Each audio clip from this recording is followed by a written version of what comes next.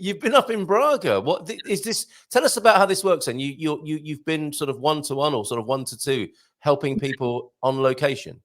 Well, this happens to be a couple that we've been working with for 6 months. They came and location scouted with us a while ago, back, I believe in December, and kind of landed on Braga. That was the area that they were really drawn to. And so then we scheduled for them to return and work with me, and selected real estate agents and lawyers and all the people you need to make a transaction happen. And we found their apartment. And this picture was taken about 1 minute after they were told that their offer was accepted. So great moment. Congratulations to them, and great work from you there. They look pretty happy about it. Yes, they were thrilled. Braga was very, very active and everything. It was just a beautiful day, unlike whatever's happened to us now.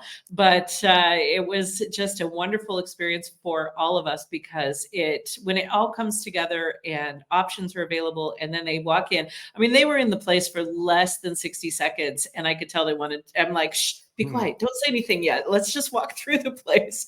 And it just hit their heart, and they knew it. And so it's fun. We worked for 3 days with them, and Braga is an amazing city. It's a great option for folks. It has such a great vibe. It's not huge, but you still feel that metropolitan kind of experience with the city. And I think they're going to be really happy. I think so. Are we allowed to know their names? Yeah, that's Brad and Billy. Brad and Billy have a wonderful life in Braga. So yeah, Brad and Billy's Braga. That sounds like a great name for a movie or a book. Can you tell us a bit more about the city? We were meant to be headed there. It was where we were going to have our next filming session, but things just got so crazy. We've had to postpone that. But we do look forward to going to Braga. It's long awaited, long overdue, a trip up there. I've not been and enjoyed Braga. I think we maybe drove through it on our way to Portugal after coming through Spain long ago, but not enough to really remember or experience it. So tell us, if you will, a little bit more about your experience there and the place. Well, I've been multiple times. You know, we do have a lot of interest in Braga. It's a very popular city for both rentals and purchases and location scouting. It took me a little bit, to be quite frank, to warm up to Braga. Interesting. The problem is the times that I went, I guess the first time I went as a tourist in August, back a long while ago, and it was packed and crowded and hot. I mean, sticky, drippy hot, and just packed with people. And it just didn't hit right. You know, you're kind of tired. You're just like, okay. And we were staying in the Douro. So we were like, we're out, we're going back to our lovely spot in the peaceful, quiet valley. But then I went again, and went with more of a perspective of looking differently. And you could really start to see how people just love this city, the walking ability, the views, the architecture, and then the just general quality of life there.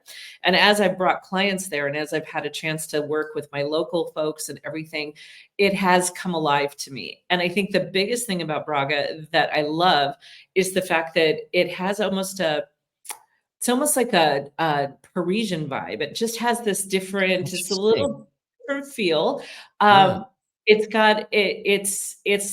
It's like Lisbon light. It isn't quite so intense as Lisbon, as far as like the buildings aren't so close together. You don't have the ancient quarter the same as Lisbon. And of course, it's not the capital city, but it has a very metropolitan feel. You feel like it's got that effect, whereas Porto feels very romantic and moody, and kind of has that dark vibe, you know, that just comes with the wine and the river.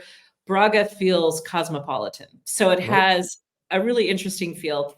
And then the other thing about Braga that I don't like, which you have to be prepared for, and everybody I talk about it has taken me so much time to get used to driving in Braga. Braga is a trip. It has these roads, Carl, where you go on lanes, and then one goes down and under the overpass, and another one goes around to the right, and you have to be in the right lane to go where you want, and they're divided. It's a crazy system. So until you get used to Braga, like the third time I went there, I was like, okay, I got it. I understand now. First couple times you drive there, you're like, what's going on? So yeah, Braga's roads, a little crazy. Yeah. So if you're in a hurry trying to make an appointment, and you take the wrong road, I think there are little road systems like that in Porto as well, if I remember rightly. But yeah, I can understand that. And very interesting what you say about how cities and towns can grow on you. when I first went to Caldas de Rainha, I thought, I don't really get this place. I don't understand it. The layout is odd in Yeah. terms of, I mean, I don't want to sound disrespectful to Caldas and the Caldense of Caldas de Rainha, but when you first get there, it's a classic place. Let me put it another way: it's a classic place of the mysterious maiden revealing herself to you. Yes. It's not immediately obvious the charm of Caldas de Rainha. You have to work for it, and there Yeah. are some cities, aren't there, that are immediately like, "Look at me," and it's like, "Yeah, I see you. You're amazing." And there are other cities like, "I don't quite understand this. Not too keen on the road system either." But you go a few times, and it's like, "Wow, now I get it." And it takes time, doesn't it?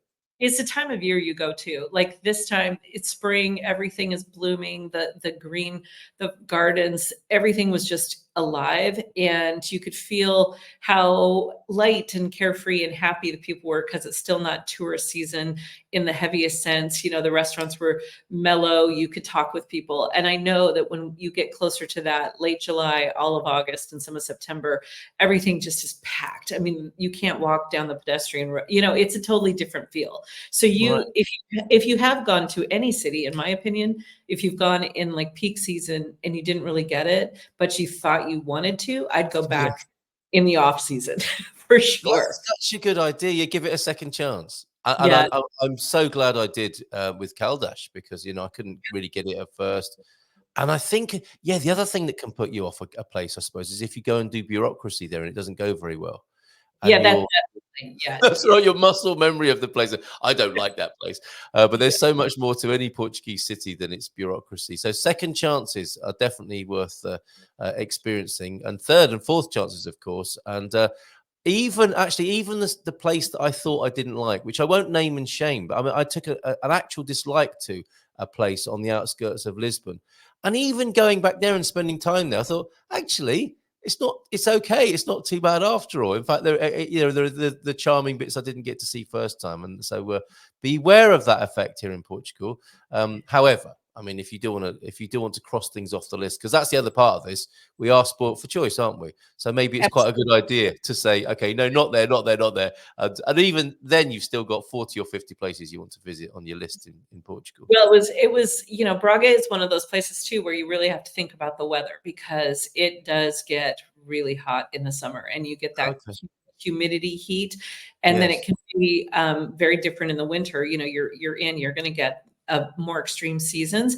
It was really apparent because I was coming home on Tuesday and it was gorgeous everywhere in Portugal. I think the whole country was under beautiful, beautiful weather. And it was so hot when I left Braga. And I went to Nazaré when I came back and I opened the door to get out. I was like, oh gosh, it's so cold. Like the difference from the two places, you see sunshine and temperatures that are similar, but Braga can feel really hot. So I think that's one of the things where, we go at different times a year. If you're looking at a city, Brad and Billy came in December to Braga on purpose because they wanted to see it in the wintertime. And, now we're here in the spring. I think it's important if you're considering a place to live to really try and appreciate it at different times of the year. Yeah, if at all possible, right? And I'm hearing this a lot, and there are, of course, people who come to Portugal who buy property here who haven't been even in the country, and it works. But your recommendation, and I'm hearing this, from people, is spend as much time as you can, obviously here, connecting with the vibes, and at different times of year as well. Absolutely. It also depends on if you've holidayed or if you've been to Portugal multiple times over Yes. your lifetime, then you have a better feel. But if you've got your heart set on somewhere, great, land there, go, because you've connected with it and that's your thing. But if you're comparing and contrasting and can't quite settle on what appeals, then you really want to think about it at the darkest, shortest days and what that weather Yes. looks like, and then the tourism and the heat in the summer, like, are those things you want to work with? So, we have This is making sense. The conversation that we're having here. Braga, Erica K says Braga is cool. Also super close to Barcelos and Guimarães. Guimarães is amazing. Yeah, of course. And it's there is amazing. all of the wonderful places in the north of Portugal. Very underrated. Yes. And this effect where people haven't quite warmed to a place yet. I haven't quite got to like Coimbra yet. I'll give it another go sometime. please do, Pam, because Yeah. Coimbra is amazing as well. And yeah, I totally get it. You might not have had the right connection first of all, but I'm sure go to Coimbra. Eventually, you will like it. Otherwise, I'll give you your money back. Well, but I'm going to turn on you on that one because Go on. I loved Coimbra when I first got here, and Coimbra has like downgraded because one, every incident with a car that I have ever had has happened in Coimbra. Our car has I have been rear-ended, our roundabout, somebody hit the side of a car. Our scouts I got stuck in the parade with the tractors that had all that when they were protesting. Yeah. No, Coimbra for me keeps going. It was one of my favorite places to go when we first got here. And now I scout there a lot. And now I'm like, okay, well, I look forward to this list on the Portugal the Place website. Colleen's what's hot, what's not at the moment. Coimbra has dropped. Coimbra it's you can't park and oh my gosh. So I'm trying to be positive and zen and really not let it affect me. But it does, you were saying, Carl, when you have muscle memory. Now my clutch, yeah, it's a car thing. It's a car thing. Because like Bob's saying something similar about Braga. Our first parking ticket, by not knowing the street, had to pay the station, paid parking only €8 and paid at Multibanco thanks to Vitor's help. It is nice to visit and 40 minutes away. Isn't it funny? Yeah, the negative experiences are the things that put you off on.